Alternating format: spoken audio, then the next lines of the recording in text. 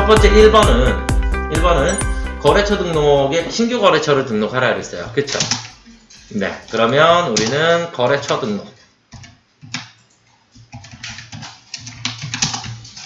등록이라는 데로 가셔서, 자, 일반 거래처인가요?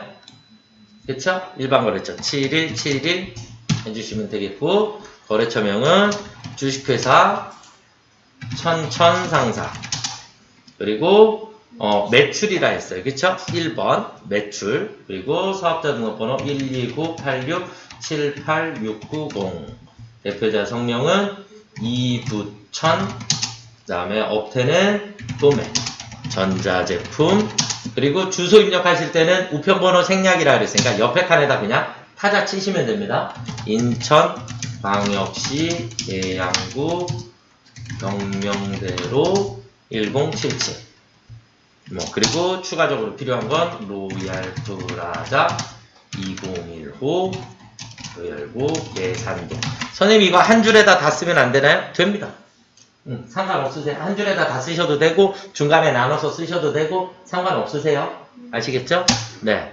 자, 그 다음 문제 2번으로 넘어가 보겠습니다. 거래처별 초기 2월인가요? 그쵸? 네. 그래서 거래처별 초기 2월이라는 데로 들어가셔서, 자, 외상 매출금액 잔액 탭 눌러주시면 대전전자 300만원은 맞고요. 그 다음 두 번째는 F2 누르시면 그 다음 목포전자의 금액은 200만원입니다. 그럼 대차 차익 없어졌죠? 그쵸? 네, 탭 눌러주시면 되겠고, 외상 매입금 들어가셔서 손오공산사 150, 그 다음에 사오점 80, 저 8개가 없나요? 얘 빵원이라고 해주셔도 되고, 아니면 여기서 F5 눌러서 저 8개를 아예 삭제하셔도 됩니다. 아시겠죠? 빵원이라고 입력해도 정답이고, 삭제하셔도 정답입니다. 이해되셨죠? 자, 그 다음 바드러움의 대구전자 30만원이네요. 이해가 되셨죠? 네, 여기까지 풀어주시면 정답입니다. 자, 그 다음 이제 문제가 3번이 문제였죠? 그쵸? 네, 3번이 원래 문제예요. 그런데, 자, 전기분 손익계산서를 검토한 결과 다음에 같은 오류가 발견되었다. 전기분 재무상태표, 전기분 손익계산서, 전기분 원가명세서, 전기분 잉여금 처분계산서 중 관련된 부분을 수정하시오 그랬어요. 자, 중요한 건 여기 왼쪽에 있는 이 네 가지의 경우의 수만. 그런데 얘네들 문제 푸시는 순서는 원가명세서, 그 다음에 손익계산서, 그 다음 잉여금 처분계산서, 그리고 재무상태표. 이렇게 가야지 되는 거거든요. 아시겠죠? 자, 그런데 우리는 지금 일단 소모품비가 판매비와 관리비의 소모품비가 200만원이 과다 계상됐죠. 그럼 판매비와 관리비는 어디에 있어요? 손익계산서에 있겠죠. 맞죠? 그럼 손익계산서에 판매비와 관리비에 있는 소모품비에서 200만원을 빼라. 이 얘기예요. 200만원을 빼고, 그 다음에 원가명세서에 올바른 내용은 제조원가로 200만원을 추가 반영할 거. 그러니까 원가명세서에 200만원을 넣으란 얘기죠. 이해가 되셨나요? 아시겠죠? 그래서 문제를 풀어나가시는 순서는 무조건 원, 손, 이, 제 이렇게 순서대로 가시는 거니까 원가명세서를 먼저 들어갈게요. 그럼 원가명세서에다가 먼저 200을 넣고 손익계산서에서 200을 빼주시면 되겠죠? 맞나요? 그래서 원가명세서에 가셔서 소모품비 530 소모품비가 있는데 300이 있으니까 200을 더 추가 반영할 거죠. 그러니까 얼마로 바꾸면 돼요? 500으로 바꿔주시면 돼요. 여기서 얘의 엔터키를 치는 순간에 여기 있는 당기제품 제조원가가 바뀔 거예요. 이해가 되셨나요? 그래서 엔터를 쳤더니 당기제품 제조원가가 바뀌었죠. 맞나요? 이 당기제품 제조원가는 어디로 가요? 손익계산서로 갈 거예요. 전기분 손익계산서. 그래서 전기분 손익계산서에 일단 우리가 이렇게 문제를 풀고 나면 이 당기제품 제조원가는 손익계산서에 매출 원가에 들어가야지 돼요. 그래서 매출 원가를 클릭해 주시면 여기에 당기제품 제조원가 있죠? 있나요? 그럼 이 금액이 여기 있는 금액이 여기로 들어와야지 돼요. 그래서 307180 뿔 이렇게 바꿔주시면 되겠고 확인. 그래야 원가 명세서에 있는 게 손익계산서에 반영이 된 거예요. 그 다음에 소모품비에 200만원을 빼야 되죠. 그러니까 소모품비 1000만원을 얼마로? 800만원으로. 이해가 되셨습니까요? 여기까지가 정답입니다. 여기까지만 하셔도. 그럼 이제 원래는 그 다음 이익잉여금 처분계산서. 이익잉여금 처분계산서로 갈 건데 이익잉여금 처분계산서 가도 전기분 이익잉여금 처분계산서에 가보면 당기순이익이 여기 있는 금액이 그대로 여기 있는 당기순이익으로 들어오면 되고 그러면 미처분 이익잉여금이 이렇게 있는데 이 미처분 이익잉여금이 그대로 전기분 재무상태표로 들어가시면 됩니다. 전기분 재무상태표에 2월 이익잉여금 자리에 이 금액이 그대로 들어와 있으면 정답이에요. 그런데 어쨌든 앞에서 손익계산서에서 빼고 원가명세서에다가 넣었기 때문에 전체 금액에는 변화가 없다. 넣었다 뺐으니까. 이해가 되셨나요? 네. 그래서 지금 문제의 정답은 우리가 손익계산서에서 소모품비에서 200을 빼고 원가명세서에서 소모품비에 200을 넣고 나면 제조원가가 바뀌기 때문에 손익계산서의 매출원가의 금액을 반드시 수정을 해주셔야지 된다. 이해가 되셨나요? 이것도 매 회마다 또 나올 거니까 나오면서 문제 풀면서 또 계속 설명을 드리도록 하겠습니다. 네, 일단 여기까지. 자, 그러면 전기분 재무제표 문제를 다 풀었고요. 자, 그 다음은 이제 일반전표 문제로 가보도록 하겠습니다. 일반전표 07월 20일인가요? 네. 회사가 보유하고 있던 매도 가능 증권을 다음과 같은 조건으로 처분하고 대금은 보통예금으로 회수하였다. 정기말 평가는 기업회계 기준에 따라 처리하였다. 취득가액은 2,400이었고요. 그 다음 공정가치가 2,800이 됐죠?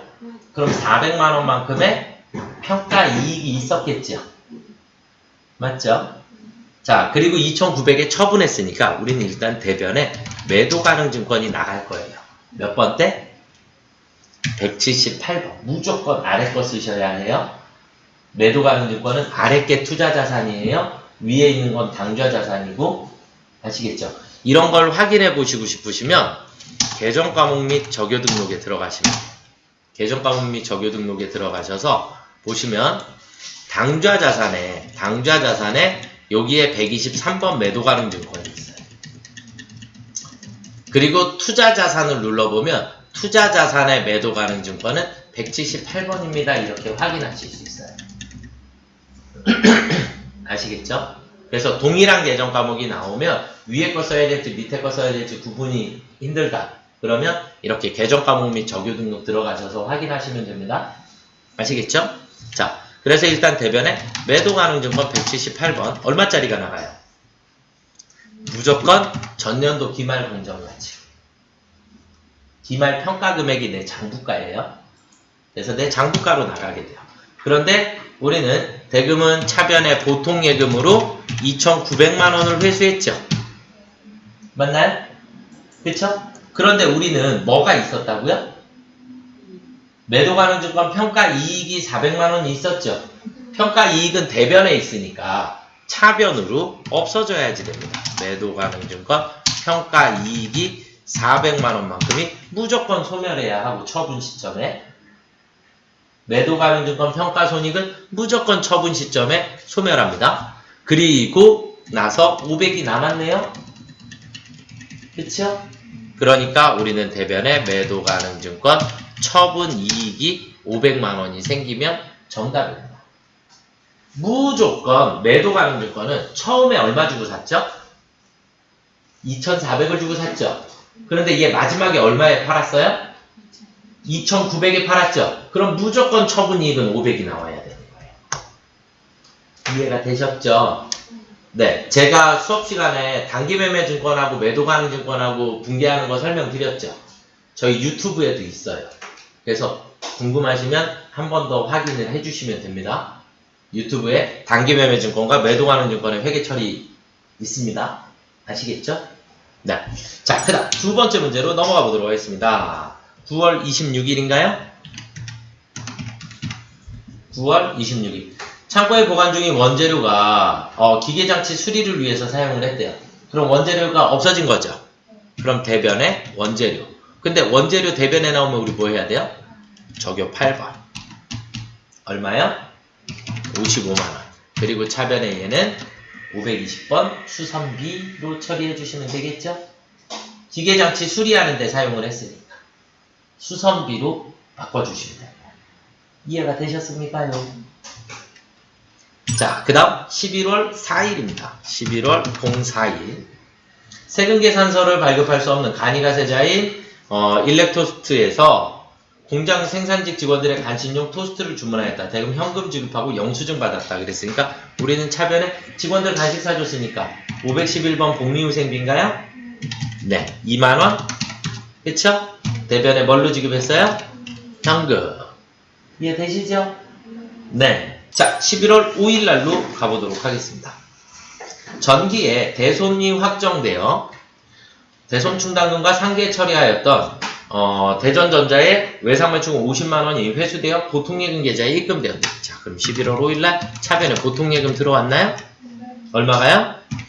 50만원이. 그럼 대변에 무조건 뭐예요? 대손 충당금. 누구 거? 외상매출금 거. 그래서 109번인 거죠. 맞나요?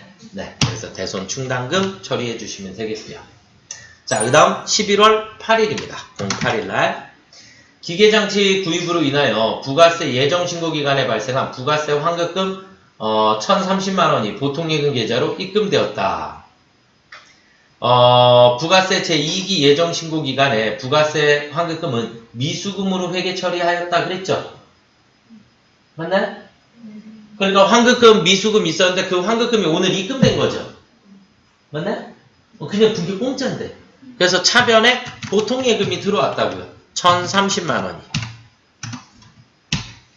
그리고 대변에 얘 우리 뭐로 처리해놨었다고요? 미수금이라고 처리해놨었다고. 이해가 되셨죠? 네, 거래처는 생략하셔도 됩니다. 국가가 거래처니까. 네. 자, 그 다음은 11월 30일로 넘어가 보겠습니다. 11월 30일 해외 거래처인 에이스에 수출한 제품에 대한 외상매출금 2,000달러를 회수하였다. 회수 즉시 환전하여 보통예금 계좌에 입금하였다. 그럼 차변에 일단 보통예금 했나요? 네. 이거는 환전했으니까 오늘의 환율이에요. 무조건. 그래서 오늘의 환율은 1150원인가요? 그럼 250 그러면 230만원인가요? 맞나요? 네. 네. 그리고 대변에 가서 외상매출금 에이스. 얘 외상매출금은 과거 1100원의 환율이었겠죠? 그럼 220만원이죠? 맞나요? 그럼 10만원만큼의 우리는 대변에 뭐가 생겨요? 네, 외환차익입니다. 여기서 외화환산 쓰시면 안 돼요. 외화환산은 결산일만 쓰는 게 전 과목이에요. 이해가 되셨죠? 메인 매출전표로 가보도록 하겠습니다. 메인 매출전표 10월 16일 한국마트에서 대표이사 신윤철이 업무와 무관하게 개인적으로 이용하기 위해 노트북을 구입하고 세금계산서 발급받았으니까 불공인가요? 노트북 공급가액은 250만원에 25만원. 거래처는 한국마트 전자인가요? 네. 그리고 불공사유는 사업과 관련 없는 지출 2번이 맞죠? 그렇죠? 네. 그리고 분계는 혼합이에요. 외상이라고 표현을 못 쓰니까. 그러면 차변에 우리는 얘를 뭐라 해요? 가지급금이라고. 그리고 대변에 미지급금이라고 처리해 주시면 됩니다. 이해가 되셨나요? 거래처도 입력하라 그랬죠? 그러면 가지급금의 거래처는 누구예요? 신윤철입니다. 가지급금은 신윤철이한테 받아내야 해요. 이거는 별표 쳐두고 조금 외워주시면 좋을 것 같아요. 그러니까 회사 돈으로 대표자 개인 물품을 구입을 했으니까 대표자한테 이 돈을 다시 회수해야 한다. 자, 다음으로 넘어가 보도록 하겠습니다. 10월 21일입니다. 10월 21일. 송송유통에 제품을 판매하고 세금계산서를 발급했으니까 무조건 과세 매출이죠. 그쵸? 네, 제품. 공급가액은 4천만원. 거래처는 송송. 전자인가요? 네. 그 다음에 분계는 혼합인 것 같아요. 그쵸? 대금 중 1,000만원은 지주상사가 발행한 어음을 받았나요? 그러니까 차변에 받을 어음이 들어오는데 1,000만원이 맞죠? 그런데 얘는 거래처가 지주상사. 그리고 차변의 나머지는 외상 매출금이 되겠죠? 이해가 되십니까? 네. 그래서 받을 어음의 거래처 지주상사로 변경해 주셔야지 되는 거. 자, 그 다음은 11월 2일입니다. 11월 02일 날. ES택으로부터 공장시설 보호를 목적으로 CCTV를 설치 완료하고 전자세금계산서를 발급받았다. 그랬으니까 과세 매입인가요? 그쵸? CCTV 공급가액은 300만원에 30만원이 되겠고요. 맞죠? 부가세 포함이니까. 거래처는 ES택. 전자인가요? 네. 분계는 혼합. 이해가 되셨습니까요? 원재료가 아니라 개정 과목은 뭐를 하래요? 시설장치를 하라 그랬죠? 그래서 시설장치 해주시면 되겠고요. 그리고 대변에 현금으로 얼마 지급했어요? 30. 그리고 10개월에 걸쳐 매달 균등 지급하기로 했다 그랬죠? 그러니까 줬다 안 줬다? 안 줬다. 그러니까 미지급금으로 처리해 주시면 되겠죠? 이해가 되셨습니까요? 네. 자, 그 다음은 11월 27일입니다. 당사는 본사 사옥을 신축할 목적으로 기존 건물이 있는 토지를 취득하고, 이게 중요한 거예요. 토지를 취득하면서 토지를 취득했는데 거기 초가집이 하나가 있는 거죠. 그래서 즉시 건물을 철거를 했대요. 이해가 되셨나요? 토지 취득 시 철거비는 토지의 취득 원가에 포함입니다. 토지를, 땅을 사는데 거기에 철거비가 들어가면 토지의 취득 원가에 무조건 포함. 이해가 되셨죠? 네. 그래서 우리는 불공입니다. 철거비. 공급가액은 3천만원에 300만원이고요. 거래처는 철거. 전자인가요? 네. 불공사유는 6번 토지의 자본적 지출 관련입니다. 불공사유는 토지의 자본적 지출 관련이고요. 분계는 혼합입니다. 결국 차변의 개정 과목은 뭐라고요? 토지. 토지의 취득 원가에 포함하는 거니까. 그리고 대변에 보통예금이 1,500. 그리고 대변의 나머지는 미지급금이 되겠죠? 외상매입금 쓰시면 안 돼요. 차변 개정 과목이 토지니까. 이해되시죠? 네. 자, 그 다음 12월 1일입니다. 12월 01일. 개인 소비자인 권지우 씨에게 제품을 240만원 판매하고 판매대금 신용카드로 결제받았으니까 카드과세 매출인가요? 17번 카드과세 매출이고요. 제품 264만원을 써주셔야 금액이 나눠지겠죠. 264만원 어이구 이제 다시 써야 되니까 240에 24만원 그쵸? 네. 자, 거래처는 권지우. 신용카드사는 국민카드인가요?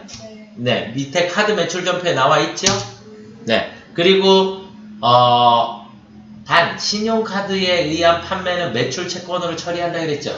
이 멘트가 있어도 없어도 무조건 분계는 외상입니다. 제품을 팔았기 때문에. 제품을 신용카드로 파는 건 신용카드 거래는 무조건 외상이에요. 아시겠죠? 그러니까 예를 들어서 비품을 팔았다.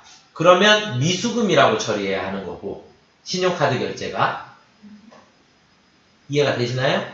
상품을 팔았으면 외상 매출금이 되는 거고. 이해가 되셨습니까요? 그래서 신용카드 거래는 무조건 외상이다. 그러면 상거래일 때는 외상이라고 쓰면 되고 상거래가 아닌 경우에는 미수미지급이라고 써주시면 된다. 이해가 되시나요? 네. 하시다 보면 익숙해지실 거예요. 자, 그 다음 12월 20일입니다.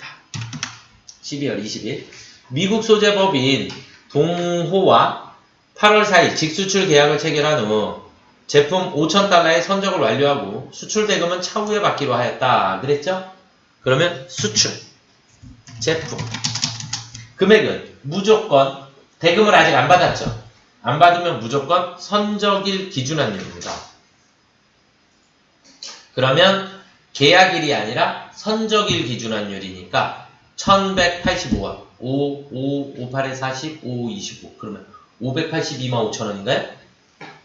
592만 5천원? 592만 5천원 592만 5천원 이해가 되시죠? 네, 거래처는 동호 그리고 영세율구분은 몇 번이에요? 수출했으니까 1번 그쵸? 수출 신고 번호는 생략하시면 되겠고 분계는 외상 그러면 끝났죠. 여기서 중요한 건 공급가액은 무조건 선적일 기준환율이구나.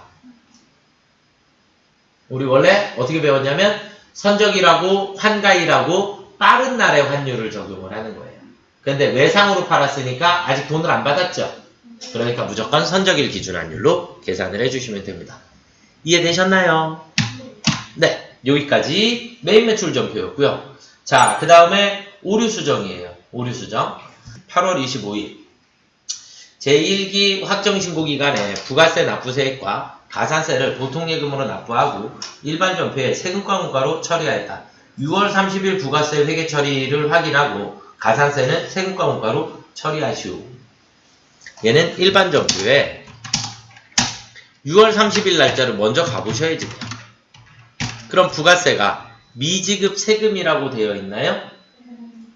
그러니까 미지급 세금 이 금액만큼 하고 그런가요? 계산기를 쓸까요? 계산기에 2259만 7,090원 만큼이 미지급 세금이죠? 그쵸? 이것하고 가산세를 포함해서 보통예금으로 납부를 한 거죠? 네. 그러면 이제 08월 25일 날 가보면 보통예금의 지금 이 금액은 계산기에 있는 금액하고 똑같은가요? 아니네. 그쵸? 그러면 우리는 얘를 일단 세금과 원가로 처리해야 할 금액은 얼마죠? 16만 2,750원. 맞죠? 그러면 2,259만 7,090원은 우리 차변에 미지급 세금이 없어져야 되는 거죠. 6월 30일 날 우리는 미지급 세금이라고 해놨었습니다. 그 미지급 세금을 오늘 납부를 한 거니까. 이해가 되셨습니까요? 자, 그런데 얘를 다시 원상복구를 잠깐 시켜볼게요. 22759 840 하고 얘를 지울게요. 만약에 여러분들이 여기다가 문제에 차변에 미지급 세금을 먼저 썼다. 미지급 세금을 아까 계산기를 보면 22597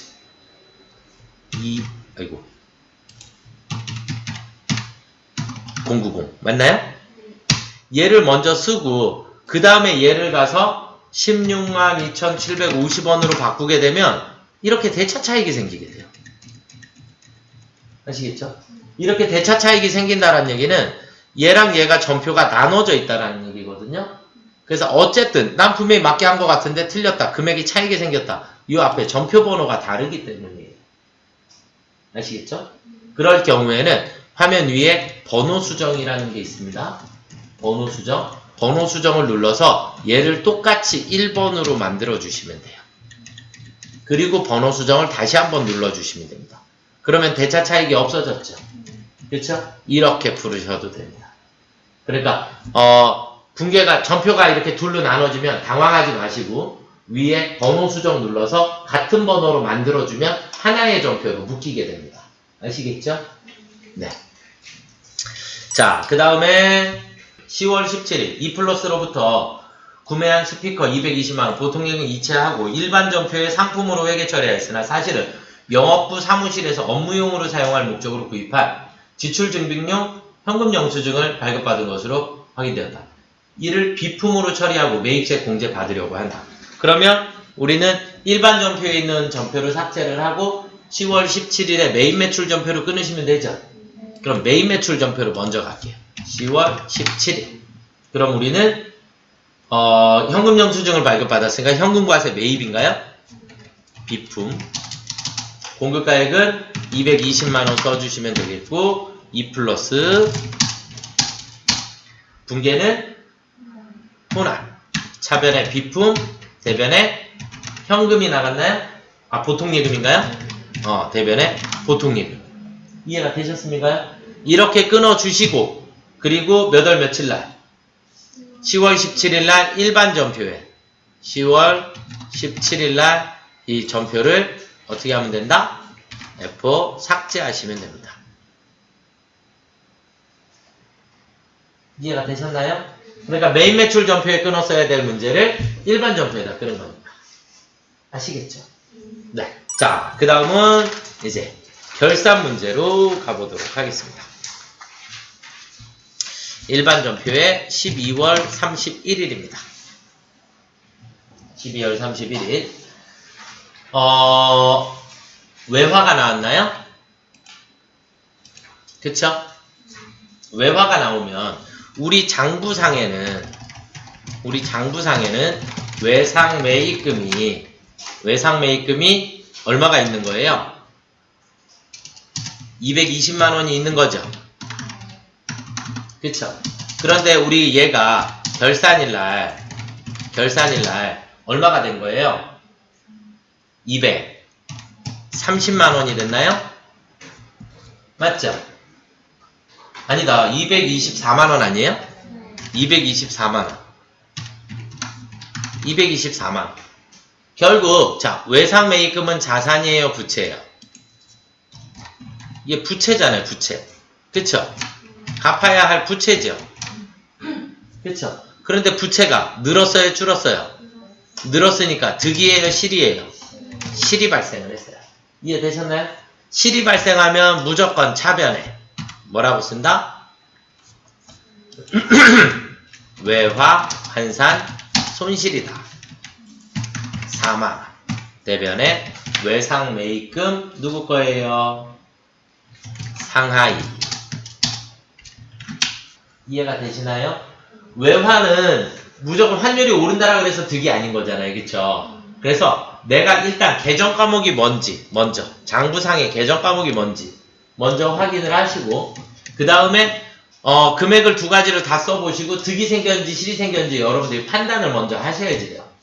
그러니까 외상 매입금이 늘어났으니까 나한테 실이 발생을 했다. 실이 발생을 하면 무조건 차변에 손실이더라. 아시겠죠? 네. 자, 두 번째. 7월 1일 전액 비용으로 처리한 보험료 1년분 일시에 지급한 것으로 월할 계산한다. 그러면 보험료 내년도 6개월분을 성급으로 만들어야 되죠. 그럼 절반씩 없어지면 될까요? 그런가요?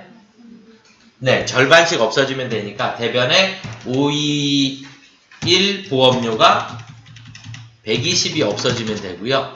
또 대변에 821번 보험료가 75만원이 없어지면 되겠죠. 그리고 차변에 묶어서 성급비용이라고 해주시면 됩니다. 성급비용을 두 번 따로따로 나눠서 쓰셔도 상관없어요. 분계를 따로따로 하셨어도. 둘은 묶어줘도 되고.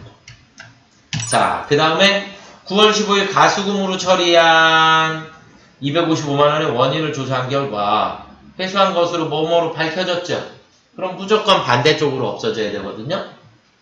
그러면 일단 가수금이 무슨 변에 있는지부터 볼까요? 합계자 안엑스 3표에 가셔서 합계자 안엑스 3표에 가시면 가수금이라는 계정 과목이 이렇게 있을 거예요. 가수금이 무슨 변에 있어요? 대변에 있죠? 그쵸? 그러니까 어디로 없어져요? 차변에. 일반 전표. 차변에 가수금 얼마예요? 255만원. 그리고 대변에 가서 253만원은 외상매출금 회수라 그랬죠. 그럼 외상매출금 인척 253만원. 그럼 나머지 2만원은 원인을 몰라요? 그냥 뭘로 해야 돼요? 여기 양수잖아. 잡이익입니다. 그쵸? 음수로 나오면 잡손실이 돼야 하고요. 양수로 나오면 잡이익입니다. 무조건. 아시겠죠? 자, 그 다음 이제 마지막 조회 문제입니다. 조회 문제. 그래서 조회 문제는 1번 1분기 중 제품 매출이 가장 많은 달과 가장 큰 달, 작은 달 나오면 무조건 어디 가시면 돼요? 총계정 원장에 가시면 됩니다. 큰 달, 작은 달 물어보면 무조건 어디 가라고요? 총계정 원장에 가시면 됩니다. 그래서 총계정 원장에 01월부터 03월까지 계정 과목은 제품 매출인가요? 네, F2 눌러서 제품 매출 404번이에요. 그러면 대변에 절대 잔액 보시면 안 돼요. 대변을 보시는 거예요. 이해가 되셨나요? 그러면 가장 큰 달과 작은 달의 차이는 큰 달, 그러면 계산기로 120480000 마이너스 5862120 됐나요? 네, 그러면 61858180원 이해가 되셨습니까? 네, 컨트롤 C 여러분들 컨트롤 C 쓰시면 안 돼요. 시험장에서 여기 있는 계산기 쓰시면 안 돼요. 아시겠죠? 시험장에서 여러분들 손으로 쓰는 계산기 사용하셔야 합니다. 그래서 우리가 이런 문제 답안에 가셔서 아이고 모든 메뉴를 닫고 써야 되네. 그러면 책에다가 써 놓을게요. 이해가 되셨죠? 그래서 금액은 61858180원입니다. 이해되셨죠? 네. 자, 그 다음은 부가가치세 예정신고 기간 중 신용카드로 매입한 사업용 고정자산의 공급가액은 얼마인가 그랬어요. 얘는 부가가치세 신고서에 들어가셔야 해요. 부가세 신고서에 1월부터 3월입니다. 그러면 신용카드는 그 밖의 공제 매입세 14번이고요. 14번은 정확히 얘기하면 이쪽 오른쪽에 있어요. 오른쪽에 14번에 신용카드의 고정자산 매입에 공급가액 물어봤나요? 350만원이 정답입니다.